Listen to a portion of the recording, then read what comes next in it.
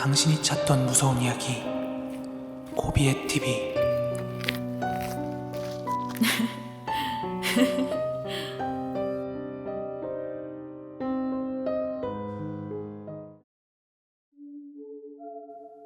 (2022년 4월 2일) 고비의 TV 공포라디오입니다. 이 이야기는 2015년도에 저와 함께 일했던 사무실 직원 모두가 함께 겪었던 아주 소름 돋는 이야기입니다. 그리고 제가 실화임을 보증합니다. 다만 아직도 있는 건물이니까 그 지역과 건물명은 코비님만 보시고 내보내지 말아주세요. 당시 제가 다니던 회사는 직원이 10명 남짓한 작은 회사였습니다. 주로 웹디자인과 홈페이지 제작 관리를 하는 일이었습니다. 제가 입사한 지는 1년차쯤 되었을 때인데 저희 대표님께서 사무실을 이전한다면서 여기저기 사무실을 알아보러 다니셨습니다. 그리곤 조금 낡은 감이 있긴 한데 평수도 넉넉하고 월세도 저렴하다며 계약을 하고 오신 모양이었습니다. 그때 팀장님들도 함께 보고 오셔서는 제법 사이즈가 넓다며 좋아하시더라고요. 저는 이사 당일날 처음으로 그 사무실을 보게 되었습니다. 그런데 조금 저로서는 실망이었습니다. 지금까지 있던 사무실들은 평수가 좁긴 했어도 층고도 높고 되게 밝은 느낌이 들었는데 이번에 가는 사무실은 1층 현관도 되게 거무튀튀하고 2층에 고시원이 있었거든요.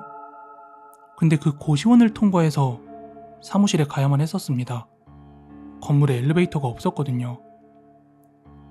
거기에 사는 사람들을 무시하는 것은 아닌데 그 고시원 입구와 신발장 풍경이 진짜 청년 고독사 다큐멘터리 같은 데서 볼 법한 아주 우중충함 한가득이었습니다. 그렇게 사무실이 될 곳으로 들어갔는데 역시나 제 마음에는 들지 않았어요. 넓기는 엄청 넓었는데 어차피 직원도 10명 뿐인데 조금 좁더라도 좋은 데로 가지 하는 생각이 들더군요. 그곳 면적은 되게 넓었고 사무실 전체를 로비, 대표실, 그리고 1번 사무실, 2번 사무실 이렇게 4구역으로 유리로 나눠놨었습니다.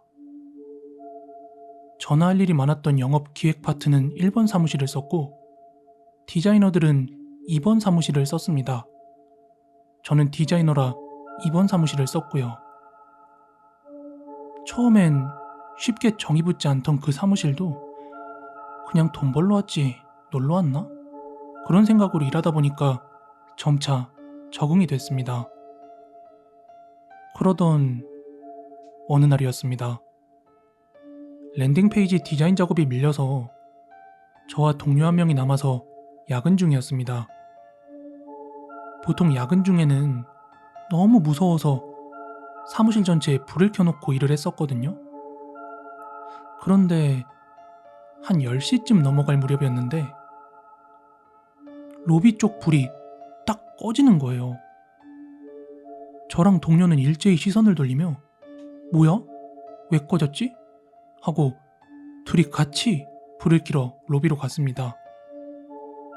그런데 로비에 도착해서 로비 불을 켜려고 하자 갑자기 탁 하며 저희가 있던 사무실 불이 꺼지는 겁니다. 아, 깜짝이야. 이거 왜 이래? 분명히 정전은 아닌 게 만약에 정전이었으면 사무실 전체 불이 나갔어야 되는데 부분적으로 누가 조종하듯이 꺼지니까 너무 놀래서 저희는 얼른 사무실에서 짐 챙겨 퇴근을 했습니다. 그런데 다음날 출근하자마자 정말 머리 끝까지 소름이 돋는 이야기를 듣게 되었습니다. 저랑 동료가 퇴근을 한 게 10시 조금 넘었을 무렵이었거든요. 그런데 아침에 출근을 하자 사무실에 있던 대표님이 아이 뭐야, 왜 이렇게 일찍 출근했어? 이러시는 거예요. 9시에 근무가 시작이니까 8시 45분쯤에 도착을 했을 뿐인데, 그래서 대표님한테 지금 벌써 9시 다 됐어요, 이렇게 대답을 했는데, 이어서 하시는 말씀이 내가 너네 점심때 출근하랬잖아. 꼴랑 4시간도 못 잤을 것 같은데? 이러시는 겁니다. 그래서 네? 저희한테 언제 그러셨어요? 이렇게 묻자 너네 퇴근할 때 이러시는 겁니다. 하여 분명히 말씀드렸습니다. 저희 어제 10시 조금 넘어서 퇴근을 했고 그때 사무실에 둘밖에 없었다고. 대표님 안 계셨잖아요. 이렇게 말씀을 드리자 대표님께서는 아이 무슨 소리야. 어제 11시쯤 사무실 들어오니까 니네 집에 가래도 꾸역꾸역 일한다고 3시까지 버티다 갔잖아. 그래서 너네 나갈 때 내가 점심시간에 출근하라고 한 거고. 만약 이게 거짓말이 아니라 사실이라면 대표님은 도대체 누굴 본 걸까요? 그런데 이 이후에도 사무실 직원들은 하나둘 기이한 경험을 하기 시작합니다. 밤늦게 혼자 사무실에서 일하고 있으면 누군가 책상에서 일어나듯이 아무도 없는 책상에서 의자가 스르륵 빠져나온다든지, 반투명으로 된 유리벽 밖으로 검은 형체가 슥슥 왔다 갔다 하는 걸 목격한다든지 말이에요.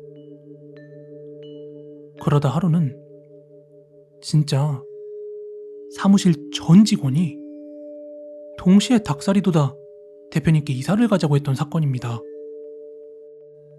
저희가 새롭게 진행하는 프로젝트가 있었는데 한 프랜차이즈 병원에서 전국 지점의 숫자만큼 홈페이지를 대량으로 제작하겠다는 수주가 들어와서 대표님을 제외한 전 직원이 같이 남아서 로비에 나눠 앉아 회의 중이었어요. 그러던 중 제가 핸드폰에 저장해놨던 자료로 그걸 보면서 이야기할 게 있었는데 주머니에 핸드폰이 없는 거예요. 그래서 제자리로 가서 책상을 뒤져보는데 핸드폰이 보이지 않는 거예요. 그래서 다시 로비로 돌아가서 옆에 있던 직원에게 내 핸드폰으로 한번 전화 좀 걸어달라고 했습니다. 그렇게 신호가 가고 진동이 어디서 울리나 집중을 하고 있었는데 그 순간 누가 철컥 하고 전화를 받는 거예요. 그리고 여보세요? 바로 그 순간 그 자리에 있던 저를 비롯해서 직원들 전부 기겁하고 말았습니다. 제가 너무 놀라서 이걸 스피커폰으로 돌리자 여보세요? 여보세요? 여보세요? 여보세요? 이러는데 이게 빼박 제 목소리였습니다. 그러다가 전화가 툭 끊어지는데 회의 분위기는 순식간에 닭살판이 되었고 분명히 제가 핸드폰을 가지고 나간 기억이 없고 계속 사무실 안에서 쓰고 있었거든요. 그래서 분명히 이 안에 있을 거라면서 다 같이 찾아봤는데 그 휴대폰이 여자 화장실에서 발견이 됐습니다. 직원 모두가 로비에 모여 있었고 화장실은 사무실 내부에 있는 화장실이라 외부인이 들어올 수도 없었을 텐데 근데 이미 크고 작은 귀신 소동이 계속 있었던 터라 사람들은 더 크게 동요할 수밖에 없었습니다. 대표님은 이제 막 계약한 사무실이라 나름 곤혹스러웠는지 저희한테 조금만 더 있어보라고 하셨어요. 하지만 얼마 못 가 대표님은 다른 사무실을 계약했다고 알려왔습니다. 추후 역삼동에 있는 사무실로 이사를 한 뒤 회식 날 대표님께서 이러시더라고요. 에휴, 말도 마라. 손해도 손해인데 내 40평생 귀신이라는 거 전혀 안 믿고 살았거든? 근데 나도 봤다, 귀신. 거기 건물주만 생각하면 화딱지가 난다. 뭐라고 시원하게 말을 안 해줘. 답답하게. 이것으로 그 회사의 귀신 소동은 일단락이 되었고, 지금은 경력직으로 이직을 한 뒤 코로나 때문에 재택근무를 하고 있네요. 옛날 그 건물 아직도 존재하는 건물이고요. 지금은 어떤 업체가 거기에 들어가 있는지 알 길은 없네요. 오늘 준비한 무서운 이야기는 여기까지고요. 가시기 전에 좋아요, 구독하기 한 번씩만 꼭 좀 부탁드릴게요. 저는 내일 더 무서운 이야기로 찾아오도록 하겠습니다.